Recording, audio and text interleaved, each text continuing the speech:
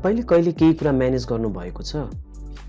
तपाईले केही कुरा म्यानेज गर्दा कति गाह्रो हुन्छ भन्ने कुराहरू चाहिँ either it could be a workshop or event केही कुरा म्यानेज गर्दाखेरि त्यति बेला थाहा हुन्छ कि कति गाह्रो हुन्छ भनेर। त्यही विषयलाई लिएर आज मैले मेरो पोडकास्टमा मेरो एन्टरप्रेन्योर जर्नीको बारेमा कुरा गर्न गइरहेको छु। Hello and welcome again. म दिपेन्द्र लक्ष्मी बहादुर ठकुरी। आज मेरो आई स्टार्टअप पोडकास्ट सिरिजको 9औं एपिसोड।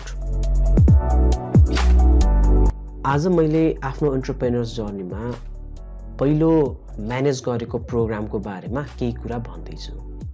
मेरो पहिलो म्यानेज गरेको प्रोग्राममा एउटा अस्ति भनेको क्विज कन्टेस्ट त पहिलेदेखि थियो नै, तर एउटा छुट्टै पाटोको जुन सिङ्गिङ आइडल, त्यति बेला नेपाल आइडल, नेपाली तारा, नेपाल आइडल भन्दा पनि नेपाली तारा पहिलो सिजनको नेपाली ताराको बाट चाहिँ एकदम इन्फ्लुएन्स भएको थिएँ र I used to sing in the school के। त्यो स्कुलमा सिङ गर्दा, स्कुलमा गाउँदा अनि आफूलाई पनि त्यो प्रति क्रेज र अहिले जसरी अब हामीहरूले आइदर रोडिज आयो भने, सिङ्गिङ आइडल, नेपाल आइडल आयो भने, त्यस्तो आयो भने त्यही अनुसार चाहिँ अब हामीले आफ्नो एक्टिभिटिजहरू गरिरहेको हुन्छौँ। त्यसै क्रममा त्यति बेला पनि आई थिङ्क 2005-06 कुरा हो, त्यति बेला पनि नेपाली ताराको एउटा छुट्टै क्रेज थियो र नेपाली तारा त्यति बेला हाम्रो दीपक लिम्बू पहिलोचोटि फर्स्ट टाइटल विन गरे बेलाको हो। धर्मेन्द्र सेवान, इन्दिरा जोशीहरू यो त्यति बेला डेब्यू गरेको थियो उनीहरूले त्यो प्रोग्राममा। र यो नेपाली तारा जस्तै मैले पनि एउटा होस्टेलमा सिङ्गिङ आइडल भनेर अर्गनाइज गरेँ र अर्गनाइज गर्ने क्रममा चाहिँ अब त्यति बेला अब क्रेज पनि त्यत्तिकै थियो। जब बिदामा होस्टेलको बिदा भएर फेरि आथ्यो त्यति बेला अब अलिअलि पैसा पनि थियो र त्यो पैसाको लागि पनि एउटा नेपाली आइडल ल फर्स्ट हुनेलाई चाहिँ यति प्राइस, आई थिङ्क प्राइस चाहिँ धेरै थिएन होला, म्याक्सिमम भयो चाहिँ 50 रुपियाँ होइन। त्यति बेला अब त्यो पनि धेरै नै हुन्थ्यो नि त, 50 रुपियाँ। त्यसपछि अनि अब सेकेन्ड हुनेलाई समथिङ त्यस्तै थियो। अनि हाम्रो अवार्डकै कुरा गर्ने हो भने पनि अब हामीले एउटा त्यो कागजले बनाएर त्यो म्यानेज गर्दा पनि अब जस्तै कस्तो चरणको बनाउने होइन, एउटा कुनै पनि प्रोग्रामको एउटा फर्मेट हुन्छ। जस्तै पहिलो चरणमा चाहिँ अब जस्तै कसैले गाइसकेपछि त्यसलाई कुन आधारमा चाहिँ नेक्स्ट चरणमा लगेर जाने, नेक्स्ट लेभलमा लगेर जाने भन्ने कुराहरू चाहिँ छुट्याउनु पर्ने हुन्छ। अब यस क्रममा छुट्याउँदा चाहिँ अब त्यसको के हेर्ने त, त्यसको अब लय हेर्ने कि होइन, त्यसको फेरि त्यसको लिरिक्स कति भनेको छ, अनि त्यसलाई कसरी प्रेजेन्ट गरेको छ र हरेक त्यस्तो फ्याक्टरहरू बनाउनु पर्थ्यो क्या। त्यो पनि आफैमा एउटा च्यालेन्ज थियो, किनभने द्याट इज न्यू फर्मेट। अनि त्यसै अब कसरी जज गर्छन् भन्ने नै त अब ओपन त हुँदैन नि त। त्यही भएर हामीले चाहिँ कसरी जज गर्छौँ भन्ने हामीलाई पनि थाहा थिएन क्या। र त्यसैले अनि मैले एउटा आफ्नो लेभलको एउटा बनाएँ, 3-4वटा विधामा चाहिँ यो आधारमा चाहिँ जज गर्ने भने। अब आफैलाई पनि थाहा छैन स्केल के हो भन्ने कुराहरू होइन, अनि म आफै पनि जज गर्न बसेको थिएँ। साथै 1-2जना अरू थिए जसलाई चाहिँ जजको रूपमा राखेको थिएँ र म आफै पनि केही कुरालाई चाहिँ ड्रेक गर्थेँ कि अब कसरी सो फर्मेट हुने। अनि हामीहरूले चाहिँ ठ्याक्कै एउटा त्यो डबल टाइपको बेड थियो भने तल पनि बेड माथि पनि बेड हुने होइन। अनि त्यसमा चाहिँ चारैतिर पर्दाले ढाकेर, पर्दा पनि थिएन त्यो बेला, तन्नाहरू हुन्थ्यो हामीहरूको होइन, त्यो तन्नाले चाहिँ ढाकेर त्यसपछि एउटा स्टेज जस्तो बनाएको थियो। अनि स्टेज जस्तो बनाएर त्यसमा चाहिँ ठ्याक्कै एउटा त्यो स्टेज टाइपको बनाएर अनि त्यसमा पर्फर्म गर्नुपर्ने। अनि यता चाहिँ जज हुन्थ्यो हामीहरूको त्यो, र जजले चाहिँ उसको हरेक एक्टिभिटिज हेरेर चाहिँ इभ्यालुएट गर्थ्यो आइदर ऊ फर्स्टमा जाने कि नजाने भनेर। र यस्तै गर्ने क्रममा जस्तै हामीहरूले अडिसन लिने बेला आई थिङ्क त्यही 8-10 जनाको अडिसन ल्याएको थियो र त्यसमा फेरि गराउँदै गयो र मैले जस्तै विनर को हो भनेर त बिर्सेँ होइन। तर त्यसले चाहिँ एउटा धेरै नौलो किसिमको एक्सपिरियन्स दिएको थियो कि आई मिन कसरी केही कुराहरू म्यानेज हुन्छ। एउटा आइदर अहिले पनि म धेरै ठाउँमा वर्कसपहरू गराउँदा, धेरै ठाउँमा जस्तै अब एउटा नयाँ वर्कसपको लागि परिकल्पना गर्दैछौँ, नयाँ वर्कसप डिजाइन गर्दैछौँ। त्यो वर्कसप डिजाइन गर्न पनि I think it's more than a week होइन।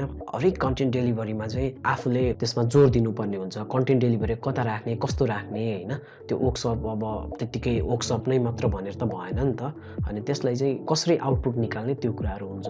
र त्यो बेला पनि मैले सिकेको कुरा भनेको यो नै थियो कि एउटा प्रोग्राम अर्गनाइज गर्न त्यसमा स्कुलमा जस्तै पार्टिसिपेन्टलाई कसरी ल्याउनेदेखि लिएर उनीहरूलाई कसरी प्रेजेन्ट गराउने अनि त्यो माहौल चाहिँ कसरी बनाउनेदेखि लिएर स्टेज पर्फर्मेन्सदेखि लिएर जज कता ल्याउने उनीहरूको कसरी क्याटेगोराइज गर्ने त्यो एउटा अर्गनाइजिङ प्याटर्नको चाहिँ प्रब्लम भयो क्या।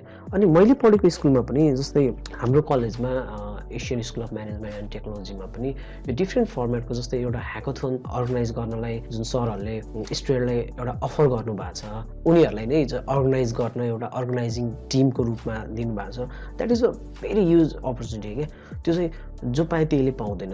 त्यसले गर्दा उनीहरूमा पनि एउटा आत्मविश्वास बढेर जान्छ र त्यसअनुसार नै धेरै काम गर्न सक्छन्, धेरै कुरा बुझ्छन् क्या। एउटा यति च्यालेन्ज हुन्छ कि अर्गनाइज गर्न, यो च्यालेन्ज चाहिँ त्यति बेला बुझ्न पाएँ मैले। र यसै क्रममा भन्नुपर्दा जति जति अरू कुराहरू मैले जस्तै अब पछि अब हामीहरूको त्यो 8 क्लासमा पनि मोडल क्लासको रूपमा अब म्यानेज गर्नु पर्थ्यो धेरै कुराहरू, त्यसपछि डिफ्रेन्ट अरू प्रोग्रामहरू अर्गनाइज गर्नु पर्थ्यो। यो अर्गनाइज गर्ने बेला एउटा हरेक किसिमको एक्टिभिटिज थियो। अब तपाईँले जस्तै बिएमआई पनि हेर्नु, क्याटरिङ सर्भिसकै कुरा गर्ने हो भने पनि यति उनीहरूले अर्गनाइज म्यानरमा काम गरेर हुन्छन् कि हरेक कुराहरूको पहिलेदेखि नै इस्टिमेसन हुन्छ क्या। त्यो इस्टिमेसनको आधारमा काम गरेर हुन्छ र त्यसले गर्दा उनीहरूलाई चाहिँ अर्गनाइज गर्न सजिलो हुन्छ। र हाम्रो अर्गनाइजेसनमा पनि के हुन्छ, यदि स्टाफहरूदेखि लिएर वर्क फ्लोदेखि लिएर हरेक कुराहरू चाहिँ म्यानेज हुन सकेन भने it won't be working enough, हुन सकेन भने राम्रोसँग काम भइरहेको हुँदैन। I am also the victim of that के। अहिले पनि जस्तै मैले धेरै कुराहरूमा जस्तै एउटा कुराहरू पनि जस्तै म्यानेज हुन सकेन भने जस्तै एउटा पाटो त्योमा इकोनोमिक फ्याक्टर हुनसक्छ, फाइनेन्सियल फ्याक्टर हुनसक्छ, अनि स्टाफिङ फ्याक्टर हुनसक्छ। हरेक कुराहरू एउटा पनि अमेल हुने बित्तिकै त्यो पाटो हुनसक्छ। त्यो पाटोलाई चाहिँ अब हामीले कसरी हुन्छ त्यसलाई रिड्युस गर्न सक्छौँ। अब आजको टेकअवेको कुरा गर्ने हो भने मैले भनेअनुसार चाहिँ जस्तै एउटा सिङ्गिङ आइडल भनेको एउटा पार्ट अफ अर्गनाइजिङ कसरी गर्ने भन्ने कुराहरूको सिक थियो क्या मलाई। त्यो कुरालाई हामीले आफ्नो लाइफमा कसरी ढाल्न सक्छौँ त, हामीले आफ्नो लाइफमा कसरी केही कुरालाई पनि अर्गनाइज तरिकाले राख्न सक्छौँ भन्ने कुरा चाहिँ सिक हो क्या। एउटा अन्टरप्रेनर माइन्डसेटकोबाट हेर्ने हो भने एउटा अन्टरप्रेनर माइन्डसेटबाट हेर्ने हो भने यसलाई हामी अर्गनाइजिङ च्यालेन्जको रूपमा हेर्न सक्छौँ। त्यो च्यालेन्ज जसमा चाहिँ हामीहरूले एउटा कुनै कुरा पर्फेक्ट बनाउनु छ भने त्यसलाई कुन कुन पाटोबाट चाहिँ हामीले म्यानेज गरेर त्यसलाई पर्फेक्ट बनाउन सक्छौँ भन्ने कुराहरू चाहिँ आजको टेकअवेको रूपमा लिन सकिन्छ।